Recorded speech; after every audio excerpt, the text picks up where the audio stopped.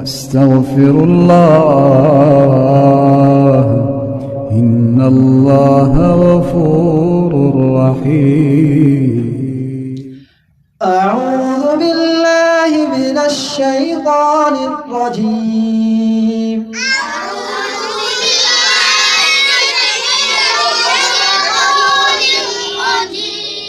बिस्मिल्लाहिर रहमानिर रहीम।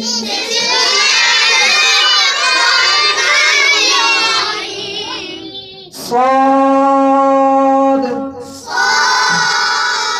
अल्हम्दुलिल्लाह, आज हमने सबक नंबर 4 पढ़ना है और सबक नंबर 4 में 4 अल्फाज पढ़ने हैं। कौन सा लफ्ज़ कहाँ से अदा करना है, सारी तफसील इंशाअल्लाह आपको बताएंगे। सब हजरात ने तवज्जो से समाअत फरमाना है, इंशाअल्लाह बहुत फ़ायदा होगा और मेरे साथ मिलकर पढ़ना भी है। सबसे पहले है सौद। सौद का मखरज क्या है? नीचे वाले जो ये सामने वाले नीचे वाले जो 2 दांत हैं, इन 2 दांतों के किनारे पर हम लगाएंगे, वहाँ से अदा होगा सौद।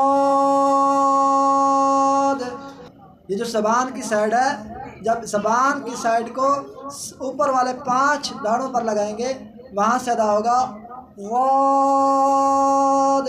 अगर हम इसको बाईं तरफ से लगाएं तो आसानी से अदा होता है, दाईं तरफ से भी अदा हो सकते हैं। जो आपको आसानी हो आप दोनों तरफ लगा सकते हैं।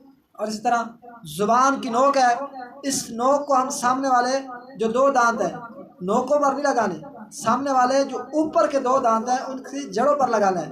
जब हम उसकी जड़ों पर लगाएंगे वहाँ से अदा होगा तो। ये जो ज़बान फ़र्क ये ज़बान है, ज़बान की नोक जब सामने वाले ऊपर के 2 दांतों की जड़ों पर लगाएंगे वहाँ जड़ों से अदा होगा तो।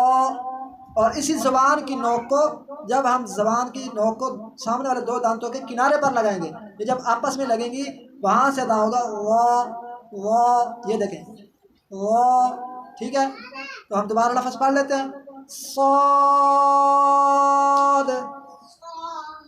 वाद तो वो। अल्लाह ताला हमें अमल करने की तौफीक नसीब फरमाए।